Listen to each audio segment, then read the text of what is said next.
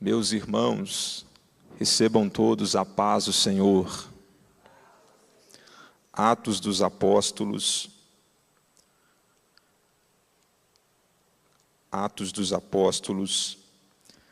capítulo 4 e o versículo 5.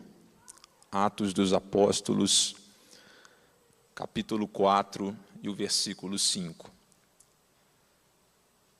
Quero agradecer a Deus pela oportunidade e louvar a Deus pela vida de cada um dos irmãos.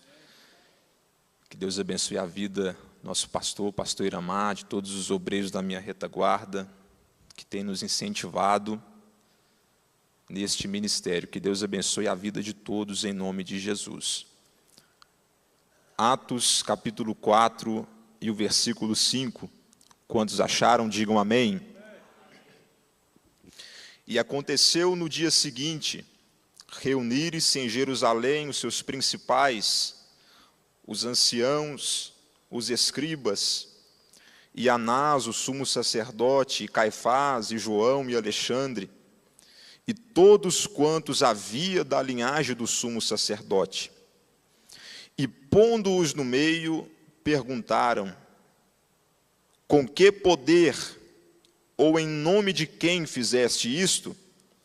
Então Pedro, cheio do Espírito Santo, lhes disse: principais do povo e vós, anciãos de Israel, visto que hoje somos interrogados acerca do benefício feito a um homem enfermo e do modo como foi curado, seja conhecido de vós todos e de todo o povo de Israel, que em nome de Jesus Cristo, o Nazareno, aquele a quem vós crucificastes e a quem Deus ressuscitou dos mortos, em nome desse é que este está são diante de vós.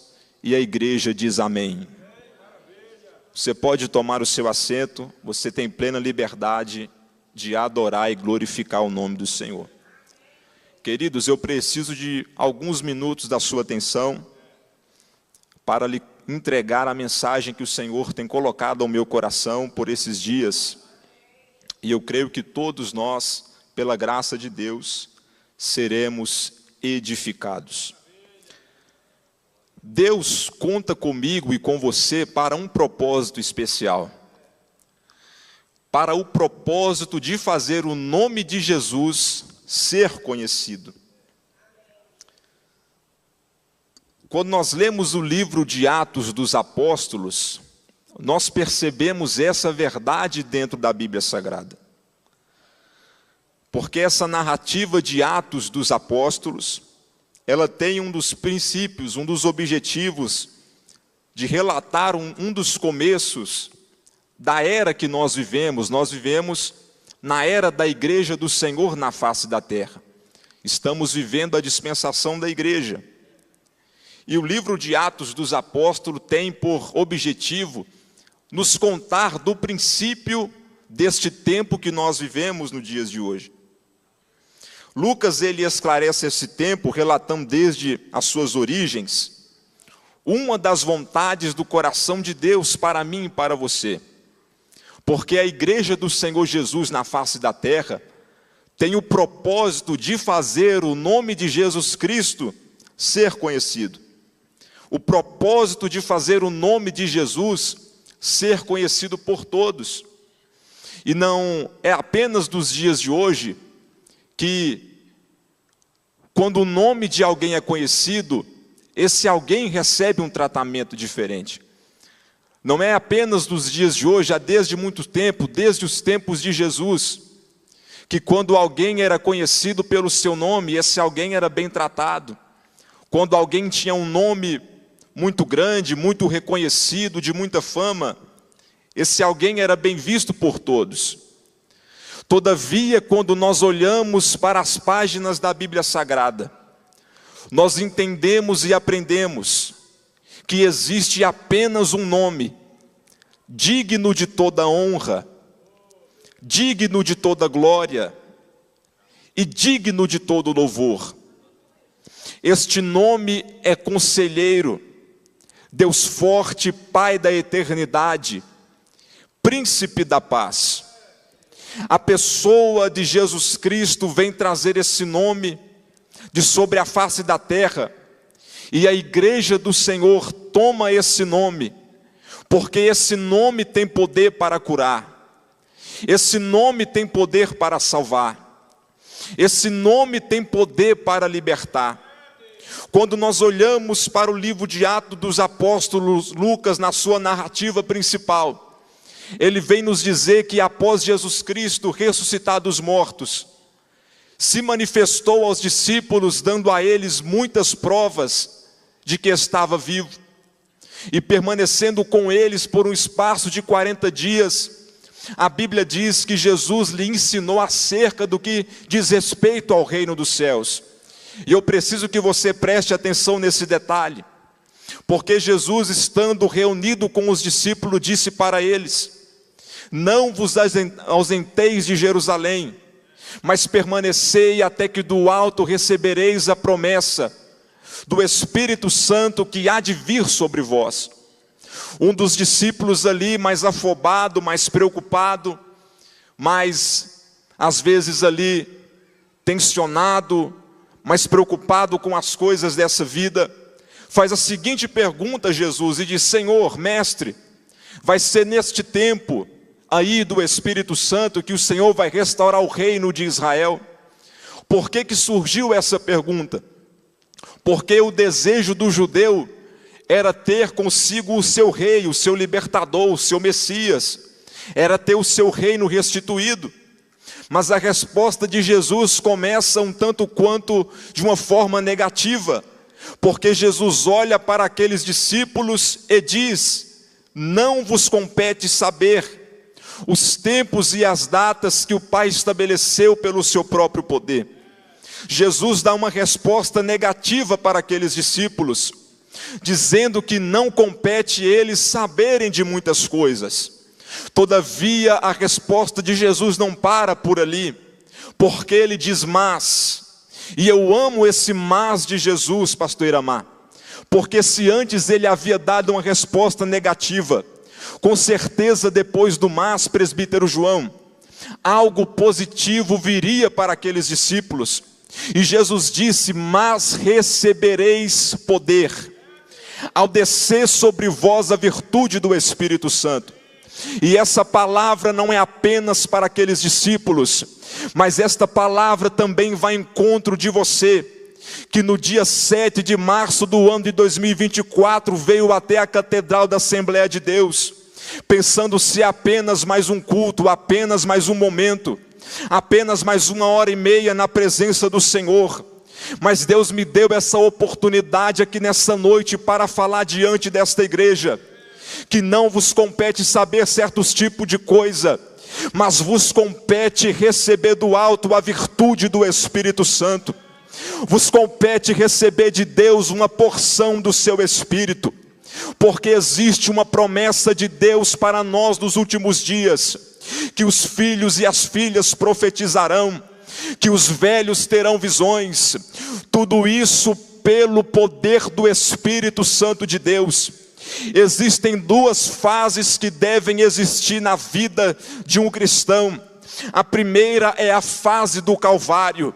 Ele deve ser crucificado juntamente com Cristo para receber o perdão dos seus pecados. Mas tem uma segunda fase que nós estamos esquecendo de pregar, nós estamos esquecendo de ensinar, nós estamos esquecendo de buscar, que é a fase do Pentecoste. Todo cristão precisa ser batizado no Espírito Santo, ser revestido pelo poder de Deus. E eu creio e oro por esta promessa para a vida da minha geração, porque se tem uma coisa que Deus não faz é esquecer de promessa. Deus esquece dos pecados que você cometeu, Deus esquece dos erros que você cometeu, Deus esquece das falhas que você cometeu, Mas Deus nunca há de se esquecer da promessa que Ele direcionou para a sua igreja. E uma dessas promessas é o batismo no Espírito Santo. Os discípulos que ali agora haviam recebido essa promessa, após ela ser cumprida no dia de Pentecostes, eles foram cheios e movidos por essa presença.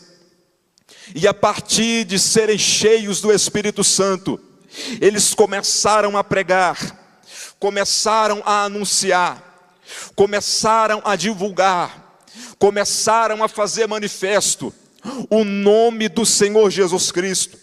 E tem um texto que eu amo e eu sei que você conhece, que fala que havia um coxo na porta do templo, na porta chamada Formosa, que desde o seu nascimento aquele homem estava ali pedindo esmola, vivendo de ajuda, vivendo de esmola. Já haviam 40 anos que a situação daquele homem estava ali na porta do templo chamada Formosa. Mas o texto diz que um belo dia Pedro e João, que eram dois crentes cheios do Espírito Santo, eles foram mais uma vez em direção ao templo para orar. E quando eles viram aquele homem ali naquela situação, o homem olhou para eles e lhe pediu uma esmola. E quando Pedro está cheio do Espírito Santo, ele responde: não tenho prata e nem ouro, mas o que eu tenho eu te dou. Levanta em nome de Jesus. E aquele homem se levantou e saiu saltando e entrou dentro do templo glorificando a Deus. A Bíblia diz que a multidão começa a observar aquele fato. E observando aquele fato, eles ficam pasmos, ficam maravilhados. Eles ficam espantados porque todos conheciam aquele homem. E quando eles começam a perguntar o que havia de acontecido, Pedro começa mais uma vez a fazer o nome do Senhor conhecido. Porque o crente que tem consigo a presença de Deus não está preocupado em ficar famoso, não está preocupado em ficar conhecido, mas a sua preocupação, o seu motivo e o seu propósito é fazer com que o nome do Senhor seja conhecido, seja manifesto a todos. Pedro começa então a divulgar esta verdade, a divulgar esta palavra. E o texto vai dizer no capítulo 4, o texto diz que enquanto eles falaram ao povo, a turma dos sacerdotes, o capitão do templo e os saduceus foram até Pedro e João para os prender, porque eles estavam pregando a ressurreição de Jesus Cristo. O versículo 2 nos diz que, doendo-se muito de que ensinasse o povo e anunciasse em Jesus a ressurreição dos mortos, lançaram a João e a Pedro dentro da prisão. E quando eu li esta palavra, algo falou ao meu coração, pastor Iramar, porque esses principais não ficaram incomodados com a cura do paralítico. Esses homens aqui, os sacerdotes, o capitão e os saduceus, não ficaram preocupados com a cura daquele homem que estava no leito. Mas o maior incômodo que eles sentiram, a maior preocupação que eles sentiram, foi justamente porque Pedro e João anunciavam a ressurreição dos mortos. E por que eles ficaram preocupados com isso? Como o texto diz, eles eram do partido dos saduceus. E os saduceus ensinavam que era impossível de um morto ressuscitar. Então, quando João e Pedro faziam prodígios e sinais, e após esses prodígios e sinais anunciavam que Jesus Cristo havia ressuscitado, e o povo começava a crer nesta palavra, os saduceus, os sacerdotes, os principais do povo perdiam a sua influência, perdiam o seu domínio, perdiam o seu poder de fala, porque agora o povo não acreditava mais neles. Então a preocupação desses principais não era que aquele homem fosse curado, não era que aquele homem saísse do leito, mas a preocupação daqueles homens era que a sua autoridade fosse tirada. E quem sabe isso não pode acontecer minha e na sua vida, porque existem pessoas que preferem te ver arrastando, existem pessoas que preferem te ver em cima de um leito, Existem pessoas que preferem te ver, quem sabe muitas vezes debilitado ou impossibilitado de cumprir a vontade de Deus. Existem pessoas que preferem te ver parado, do que te ver pregando, do que te ver louvando, do que te ver anunciando a palavra de Deus, do que te ver, quem sabe, dirigindo uma congregação, do que te ver profetizando no meio da igreja, porque são pessoas movidas pelo ego, são pessoas que querem ter um nome maior do que Deus, são pessoas que colocam o próprio eu acima de Deus. Mas nessa noite eu vos trago uma mensagem da parte do céu, que se você se disponibilizar em ser um instrumento, em ser um vaso usado nas mãos do Senhor, não tem homem, não tem espírito maligno, não tem autoridade alguma que é capaz de parar, porque até você mesmo é um vaso de barro. Mas o que está de valioso sobre a sua vida é a presença e a graça de Deus que te foi entregue. Eu não sei se você nessa noite consegue levantar uma das suas mãos e dizer glória a Deus por esta palavra, porque por esses últimos dias o Senhor tem falado dentro da minha alma, que o crente tem que ser tomado pela glória, tem que ser cheio do Espírito Santo, tem que andar mergulhado na unção de Deus. Porque o inimigo, as hostes, os principados e as potestades não estão brincando de sobre a vida do cristão. O plano do inimigo é destruir o crente, o plano do inimigo é destruir a família, o plano do inimigo é destruir teus filhos, o plano do inimigo é acabar com a vida do teu marido que às vezes não é crente, ou com a vida da tua esposa que ainda não aceitou a fé. Mas Deus toma a minha boca nessa noite para dizer em cima desta palavra, que a igreja que é tomada pelo poder do Espírito Santo, não existe porta, não existe grilhão, não existe cadeia, não existe muralha que é capaz de impedir o avanço da igreja. E se você crê nesta palavra, diga glória a Deus.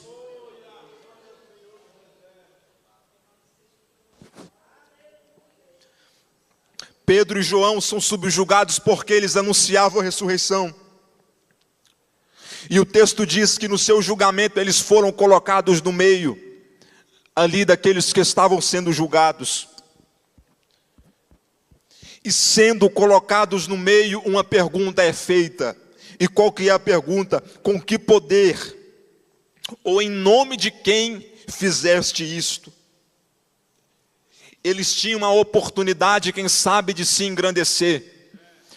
Eles tinham a oportunidade, quem sabe, de fazer o nome deles ficarem gravados na história por causa dos seus feitos. Eles tinham, quem sabe, ali a oportunidade de ali se engrandecer, se encher o seu ego, se encher o seu eu. Mas o texto vem deixar claro que Pedro estava cheio do Espírito Santo. E porque ele estava cheio do Espírito Santo, a resposta dele foi diferente. Estando cheio do Espírito Santo e estando no meio, a resposta de Pedro foi esta: seja conhecido de vós todos, ó povo de Israel, que em nome de Jesus Cristo Nazareno, em nome desse é que este estação diante de vós. Esse texto fala muito na minha alma, fala muito no meu coração, porque Pedro está nos ensinando aqui uma lição muito importante. Está dizendo que quando você está cheio do Espírito Santo, quando você está cheio da presença de Deus, quando você está cheio da graça, quando você está tomado pela orientação e guiado pela palavra divina, o seu nome não é lembrado. Você tem coragem de deixar o seu nome ser esquecido. Você tem coragem de deixar o seu nome ser apagado, para que o nome do Senhor Jesus Cristo seja glorificado e seja enaltecido. O crente que está cheio do Espírito Santo, ele não faz questão de ter glória para ele mesmo, ele não faz questão de ter honra para ele mesmo. Ele é usado, ele profetiza, Ele ora pelo enfermo e o enfermo é curado. Ele ora pelo cativo e o cativo é liberto. O crente que está cheio do Espírito Santo, ele louva na igreja e a glória de Deus é manifesta. Mas quando ele chega no seu assento, o sentimento que move na sua alma é esse: porque dele, por ele, para ele, seja a glória eternamente, amém. Esse é o desejo de Deus para conosco nesses últimos dias, é nos usar no poder, é nos usar na unção, é nos usar na graça, é levantar uma mocidade que ora, que prega, que busca, é levantar alguém que ministra o louvor, que ministra a palavra, é levantar alguém que direciona, que guia, que aconselha, mas que essa pessoa seja cheia da presença de Deus, seja cheia da presença do Espírito Santo, porque agindo desta forma, o nome dele continuará sendo enaltecido, o nome dele continuará sendo glorificado. E se alguém me perguntar: Israel, por que você prega? Eu te respondo: é para que o nome dele seja conhecido. Se você me perguntar por que eu sou crente, eu te respondo: é para que o nome dele seja conhecido. E que essa seja a sua motivação a partir de agora: é orar, é buscar, é se consagrar, é servir, para que o nome dele seja conhecido para todos sempre, amém.